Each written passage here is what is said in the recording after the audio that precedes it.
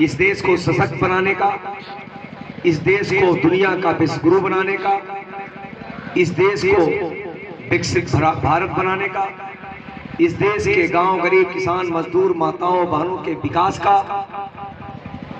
इस देश के महापुरुषों के सम्मान का, इस देश के हमारे आराध्य भगवान के जन्मभूमि पर भव्य राम मंदिर के निर्माण का, वो सारा वादा, सारा काम हमारी सरकार ने पिछले 10 वर्षों में पूरा किया है।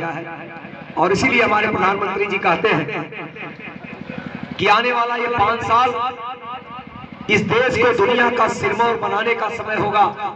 आने वाला ये 5 साल देश के गरीब, किसान, मजदूर, माताओं, बहनों को और आगे बढ़ाने वाला 5 साल होगा।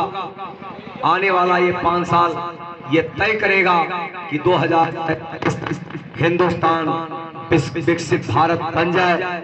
और इसलिए ये चुनाव इसलिए भी जरूरी नहीं है कि मोदी जी को प्रधानमंत्री बनना है, किसी को मंत्री, किसी को सांसद बनना है। ये चुनाव इसलिए जरूरी है कि हमारा देश दुनिया का सिरमौर जिस दिशा में आगे बढ़ रहा है, आने वाले समय में हमारा देश विकसित भारत बन करके पूरी दुनिया का नेतृत्व करे। और इसलिए उपलब्धियों की चर्चा हमारे विधायक जी ने भी की, अन्य वक्ताओं ने भी की, चाहे देश की उपलब्धि हो, चाहे बस्ती की उपलब्धि हो। एक बहुत बड़ी उपलब्धि सामने से है। शायद ये रोड आज से नहीं, रामायण काल से याद किया जाता है। बस्ती के गरीब बच्चों को पढ़ने के लिए पुस्तकालय नहीं बना, आज बन गया।